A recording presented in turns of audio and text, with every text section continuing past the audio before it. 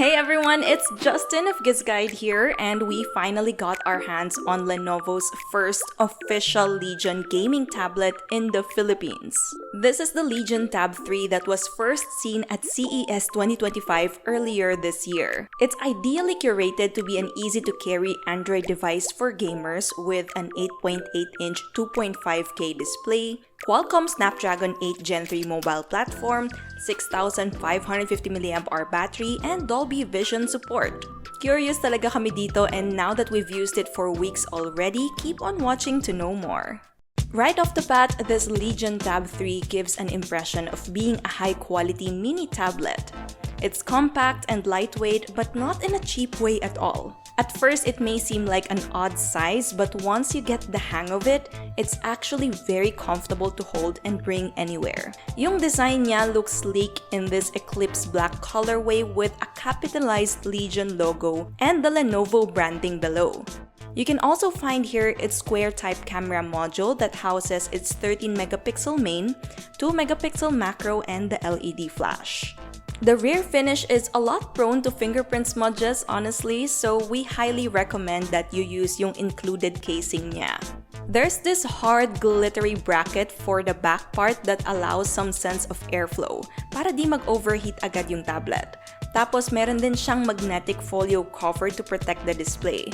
This can also be folded to act as a stand. I feel at ease na hindi masascratch yung display niya when I bring it on the go with the folio cover on. By the way, may kasama na din pala itong screen protector in the package, which you'll just have to place on your own. The overall build feels robust. It is also IP52 rated na, so kaya niya yung mga konting dust and water drops. As for buttons and ports, in landscape mode, found on top are all the buttons, which include the volume and power on and off buttons. Meron din ditong 2 microphones. Meanwhile, on the left and right sides are your speaker grills with a USB Type-C 2.0 port on the right. There's another Type-C port sa bottom part na USB 3.2 Gen naman for quicker data transfers or kung gusto mong i-connect ito sa external monitor. Yung speakers niya features stereo sound from the dual super linear speakers na may Dolby Atmos support. With this, sounds actually come out dynamic. It complements yung very good haptic feedback ng device. More on its display naman, the Lenovo Legion Tab 3 uses an 8.8-inch PureSight LCD screen with a 2560 by 1600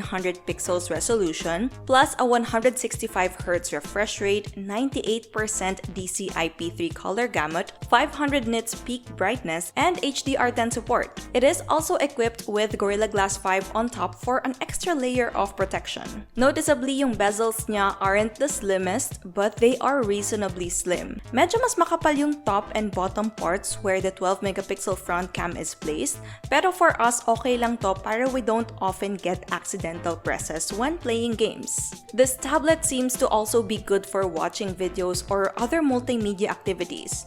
Oftentimes, colors look vibrant and animations look smooth. It's easy to view the screen indoors, but since it's not a matte display, you may experience some light reflections, which is normal naman. Doon sa display settings niya, you can tweak its light mode and dark mode, screen color mode, and adjust its refresh rate for up to 165Hz. Though we prefer to just keep it in intelligent mode so it will automatically adjust and save some battery. Pagdating naman sa internals, this tablet packs the 3.3 GHz 4nm Snapdragon 8 Gen 3 8-core processor with an Adreno GPU.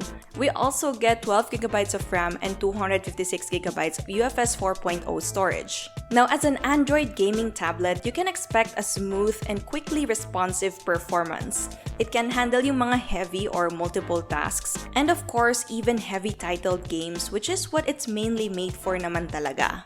Nung naglalaro kami ng games such as PUBG Mobile, Genshin Impact, and Mobile Legends, the viewing experience is a feast for the eyes. You can play under the highest graphics settings easily, and depending on your performance priority, you can switch into the performance mode, energy saving mode, or balance mode. Makikita mo to dun sa Legion Space app, which serves as a basic gaming hub. You can also access this by swiping from the left bezel while a game app is open.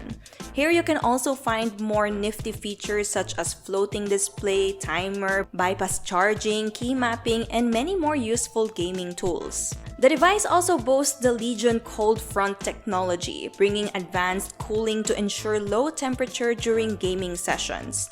And so far, we can say that hindi naman talaga siya nag-overheat that much. Moreover, something I appreciate with this device is how versatile it is.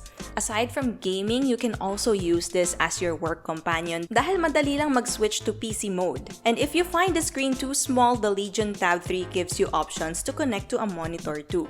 Okay, keeping this device running is a 6550 mAh 2-cell Li polymer battery with USB-C 68 watts fast charging. In our usage, we can say that you can use this tablet for almost an entire day kung hindi ka masyadong maglalaro ng heavy games or do multiple tasks simultaneously. If gagamitin mo siya most of the time, then we suggest bringing its fast charger na kaya i-charge to a full 100% in 1 hour lang or less pa nga minsan eh. At dahil may bypass charging siya, it is safe to use even while you're charging the device. Quickly on its connectivity features naman, it's ready with Wi-Fi 7 and Bluetooth 5.4. This Lenovo Legion Tab 3 is running on Android 15 with Lenovo ZUI 17.0 on top. Sa tablet na to, the brand actually guarantees 3 years of OS updates. Now, as we go through it, makikita nyo na it has a few useful pre-installed apps that you can uninstall if you don't plan on using them.